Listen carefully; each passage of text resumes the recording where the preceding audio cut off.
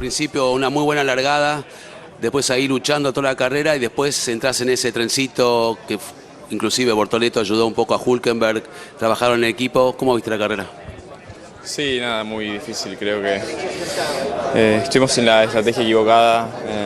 No se podía pasar en la recta. Estaríamos muy lentos por derecho y nada, nos complicó. Así que una pena. Creo que teníamos un buen auto para hoy en aire limpio. Después en aire sucio era muy complicado. Las gomas se gastaban mucho. Así que bueno, no fue el fin de el domingo que esperábamos. Creo que nada, bastante mala suerte con cómo se fue dando la carrera, si no hubiéramos estado en los puntos, así que nada, enfocarse en lo que viene y a sacar todo lo bueno este fin. Igualmente hiciste un buen fin de semana, un paso adelante muy grande y sobre todo el día sábado. Tenés otra vez 70 vueltas más arriba del auto, conociéndolo en distintos compuestos y demás, eso es lo positivo. Ahora descansar y vienen dos circuitos que te vimos en el podio, Austria y Silverstone, así que... Sí. Vamos, te quiero levantar el ánimo. Sí. Sí, nada, hay que ver cómo nos caen a nosotros, ¿no? Porque son circuitos que dependen mucho del motor y también acá vimos lo vulnerable que estamos en las rectas, así que nada, a enfocarse en adelante, en lo que viene. Creo que este fin de dimos un pasito en general, así que nada, mantener eso y a mirar para adelante. Buena largada. Bien, con el auto bien, creo que fue una mala estrategia, ¿no?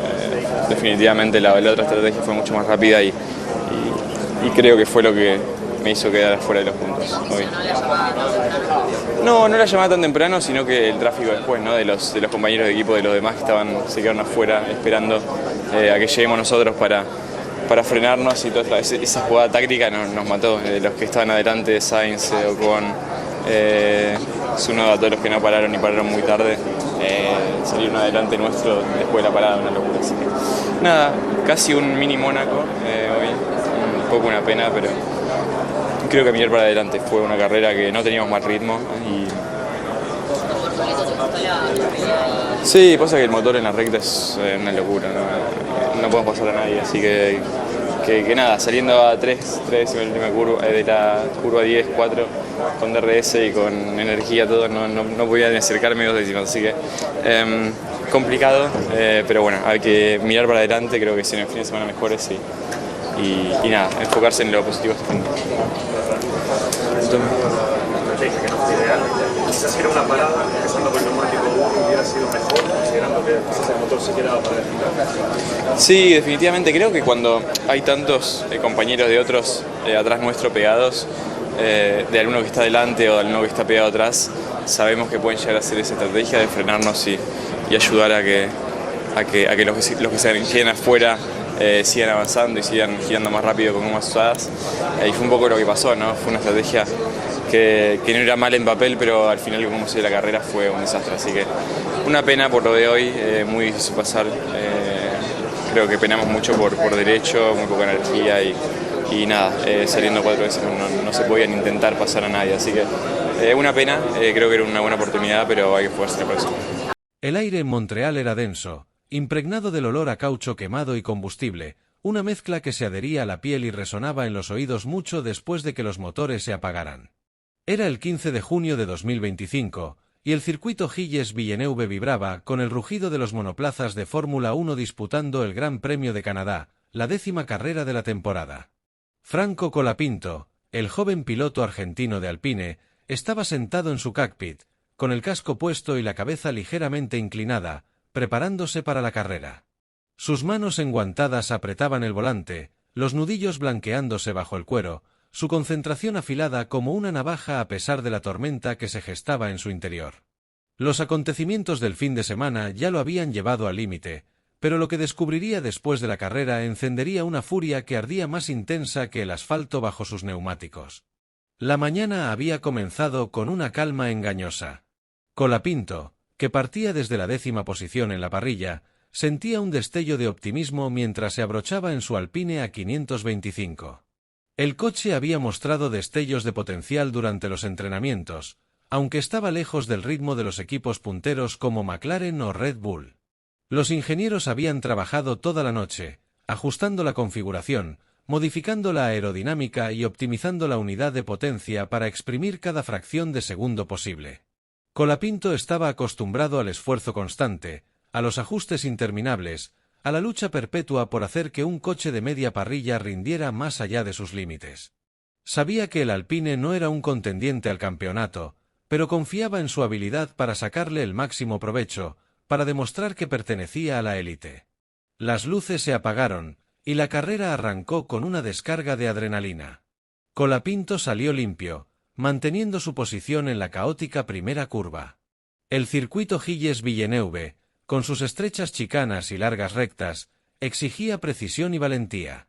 El muro de los campeones acechaba como una amenaza constante, un recordatorio de cemento de que los errores aquí no perdonaban. Colapinto navegó las primeras vueltas con una agresividad calculada, defendiéndose de los ataques por detrás mientras vigilaba a los coches de delante. Su compañero de equipo, Pierre Gasly, rodaba justo delante de él, y por un momento, pareció que Alpine podría aspirar a un doblete en los puntos. Pero algo no iba bien. La respuesta del coche no era tan nítida como en la clasificación.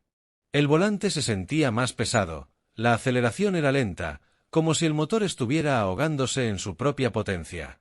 Colapinto apretó más, compensando con su conducción, pero la distancia con Gasly se ampliaba. Presionó el botón de la radio, su voz cortante pero controlada. Algo anda mal con el coche. No responde como debería. Revisen los datos. La respuesta del ingeniero fue vaga, un murmullo sobre verificar la telemetría. Colapinto apretó los dientes y se concentró en la pista, negándose a dejar que la frustración lo desviara. Recorrió las chicanas, frenando tarde, llevando velocidad donde podía, pero el coche lo desafiaba en cada curva. Para la vuelta 10, el problema era innegable. El Alpine perdía tiempo en las rectas, donde debería haber sido más fuerte. Colapinto veía cómo los coches de atrás se acercaban, su ritmo sin obstáculos por lo que fuera que afectaba a su máquina. Probó diferentes líneas, ajustó su estilo de conducción, pero nada funcionaba. Los neumáticos se degradaban más rápido de lo esperado, y el balance del coche cambiaba de manera impredecible.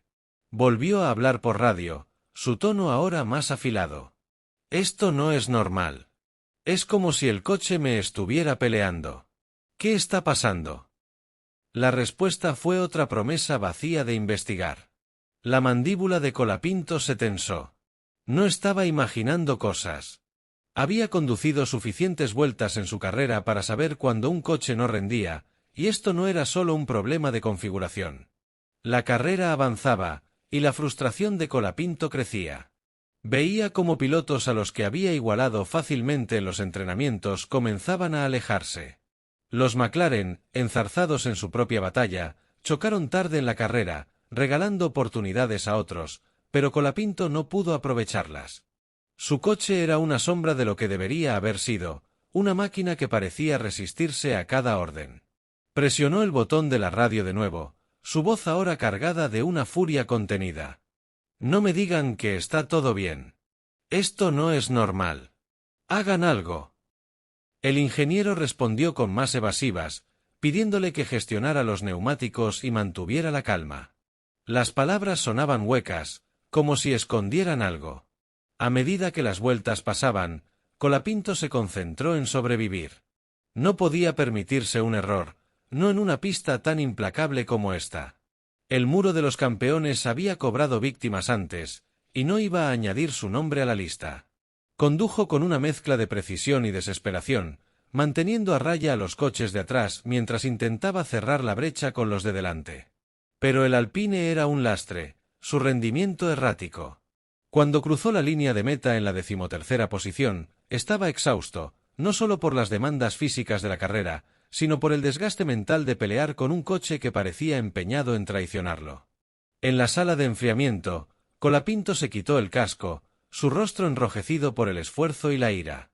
No habló con nadie, no reconoció los golpecitos en la espalda de los mecánicos. Sabía que algo estaba mal, y las vagas garantías del equipo no eran suficientes. Se dirigió al garaje, donde los ingenieros ya estaban revisando los datos del coche.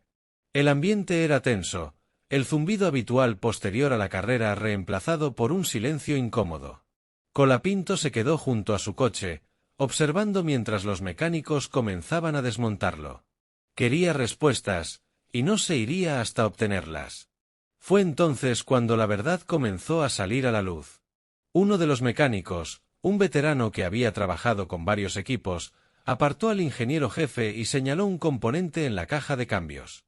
La pieza estaba desgastada más allá de lo normal para un fin de semana de carrera, su fallo consistente con los síntomas que Colapinto había reportado.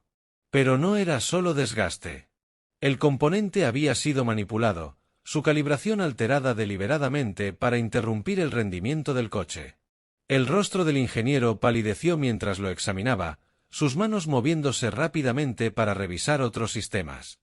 Los hallazgos eran condenatorios. Modificaciones sutiles pero intencionadas en la caja de cambios y el mapeo del motor, diseñadas para reducir la potencia y desestabilizar el coche sin causar un fallo evidente. Colapinto escuchó la conversación en voz baja, su sangre helándose. Se acercó, su voz baja pero cargada de una rabia apenas contenida. ¿Qué quieren decir con manipulado? El ingeniero dudó, claramente incómodo, pero Colapinto no lo dejó pasar. Díganme. Ahora. La verdad salió a trozos. Una caja de cambios mal calibrada, un mapeo del motor que limitaba el rendimiento, componentes alterados de una manera que no podía ser accidental. Alguien había saboteado su coche, asegurándose de que luchara por competir. La revelación golpeó a Colapinto como un puñetazo en el estómago. Había estado librando una batalla perdida desde el momento en que salió de los boxes. Cada vuelta, cada curva, cada gramo de esfuerzo había sido socavado por un acto deliberado. Su mente se aceleró, repasando el fin de semana, las llamadas por radio, las respuestas evasivas.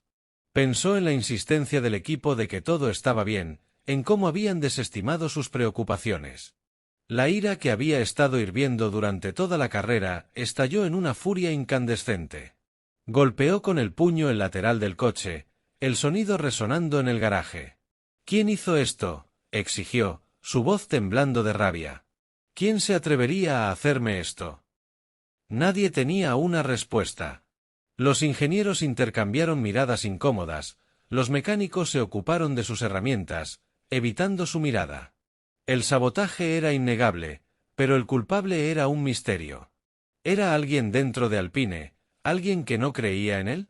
¿Era una fuerza externa, un equipo rival o un individuo resentido? La mente de Colapinto hervía con posibilidades, cada una avivando su ira aún más. Había dado todo por este equipo, luchado con un coche difícil, una curva de aprendizaje empinada y la presión implacable de la Fórmula 1. Y ahora esto, una traición que cortaba más profundo que cualquier derrota en la pista. Salió furioso del garaje, necesitando aire, espacio para procesar lo que acababa de descubrir. La noche de Montreal era fresca, el cielo teñido con la última luz del atardecer, pero Colapinto no sentía nada de eso. Su corazón latía con fuerza, sus puños apretados a los costados. Había llegado a Canadá con esperanza, con la oportunidad de probarse a sí mismo, de mostrar al mundo que podía competir a este nivel. En cambio, había sido traicionado, su potencial robado por la cobardía de alguien. La injusticia de todo aquello ardía en su pecho, un fuego que no se extinguiría fácilmente.